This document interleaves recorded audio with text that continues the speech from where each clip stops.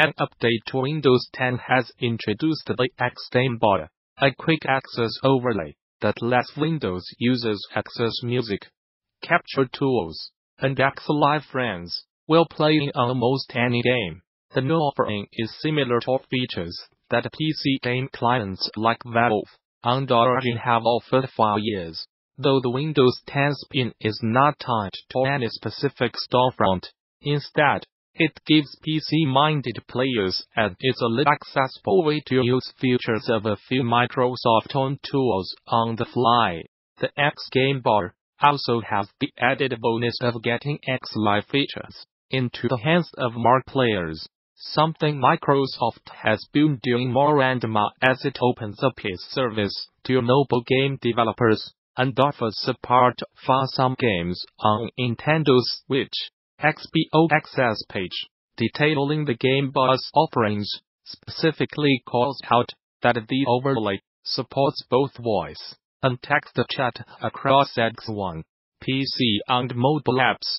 Snapchat is launching a Bitmoji for Games SDK that it says will allow developers to use its customizable Bitmoji avatars within their own games on PC, console, or mobile. The move is just Snapchat's latest video game-focused announcement, following news from earlier this month that the company is launching a game platform within its social app Snapchat. But, in the case of the Bitmoji for Games SDK, this latest development is not limited to mobile developers or the USTTHOSC creating games for at games. According to a TechCrunch write-up on the launch, the Bitmoji for Games SDK lets select developers on any platform build compatibility for Snapchat's customizable avatars into their own games.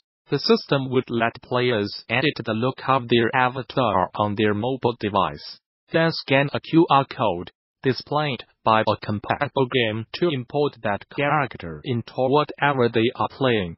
We are adding an identity layer to gaming that has the potential to have a transformational effect on the industry, Bitmoji co-founder B.A. Blackstock tells TechCrunch. It's explained as a sort of personalized avatar that players can take from game to game, but Snapchat notes there are some caveats to its full rollout. For one, the SDK is only coming to top developers chosen for the program from PC, Mac, X, PlayStation, Nintendo Switch, iOS, Android and other platforms.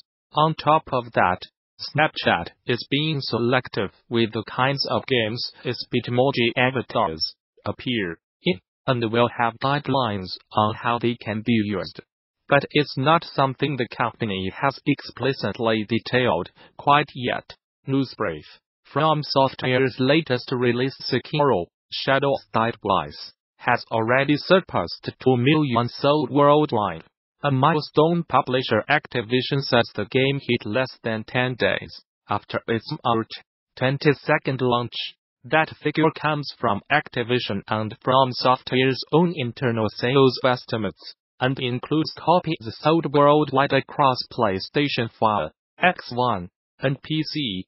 In a press release, the publisher notes that Sekiro has performed well on all platforms and managed a sizable following on the streaming platform Twitch. In the process, the game amassed 631 million minutes of cumulative viewership on Twitch during its launch weekend alone. By the end of the game's first week, that number had increased to 1 billion minutes watched.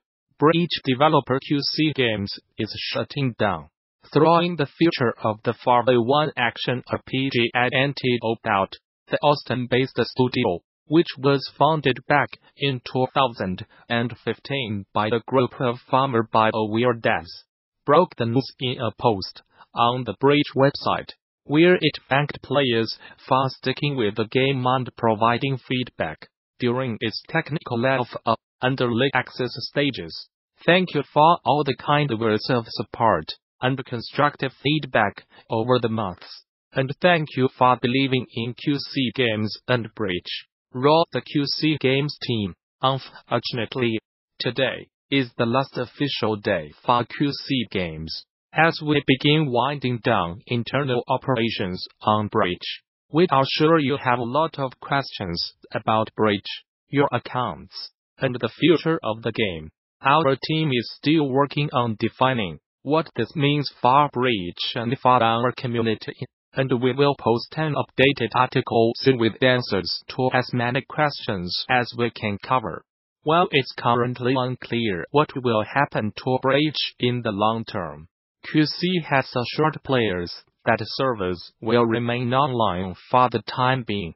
Given the uncertainty, the studio has also turned off the ability to purchase both the Bridge Starter Pack and in-game QC points, meaning players will not be able to drop any real-world cash on the endangered title.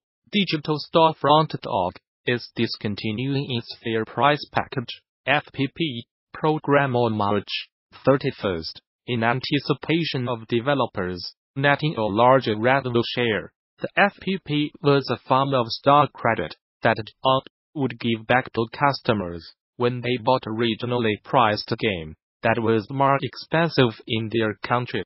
For instance, if someone purchased a game in Europe for $40, but the same title retailed for $40 in the United States, that same USTOMEAWOULD received the $5 difference back in stock credit. Top claims the average refund was around 12% of a game's retail price. But in some cases that figure could rise to as much as 37%. At one time, the company would cover the cost of FPP credit from its revenue cut, while still turning a small profit. That margin, however, is shrinking as developers begin to demand a bigger share shift driven by the launch of the Epic Game Store, which made headlines by offering devs at 88% revenue cut. With the increasing share paid to developers, our cut gets smaller. However, we'll look at it. At the end of the day, we are a store and need to make sure we sell games without a loss. Read the short blog post from Jock. Removing FPP is not a decision we'll make lightly, but by making this change, we will be able to offer better conditions to game creators, which in turn will allow us to offer you more curated classic games and new releases. All DRM free. Any funds users have already gathered through the program will last for 12 months, but it will be impossible to reap more FPP returns. After March 31st this year, EverQuest reached the nearly unprecedented milestone of 20 years of active development. We have players who started in 1999 and are still going strong today. As a game designer, I have been able to study and analyze how EverQuest has achieved 20 years of retention. If you are familiar with the proposed principles of player motivation within game design, like those presented by Richard Bortle, Quantic Foundry, Near YALS, Hooked, Model, and countless others, you can see the theories working within the design of EverQuest, and we can observe their impact over 2 decades. Lesson learned. Key 1. Timing is everything. One of the most important things to keep in mind when looking into EverQuest is the time it was created. 1999 like today when the phone in my pocket gives me limited access to the internet and innumerable apps that let me play games with friends. I jump on Reddit to share my Lord of the Rings fanfiction. In 1999, I had a gigantic and very heavy CRT monitor plugged into a Voodoo 3 video card. I was on a trial version of AOL, America Online.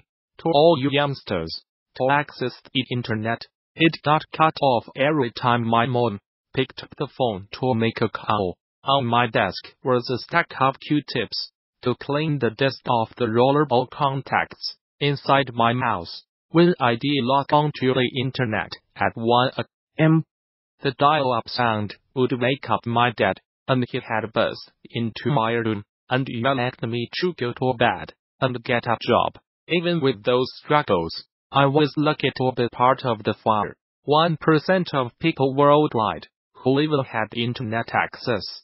Figure 1. Growth of worldwide internet access from 1999 to 2018.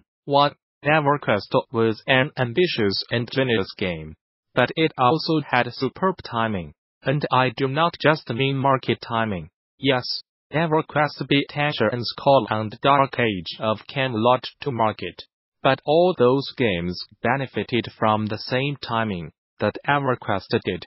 The dawn of the internet brought the shrinking of the world, so that communication from anywhere was instant and always available.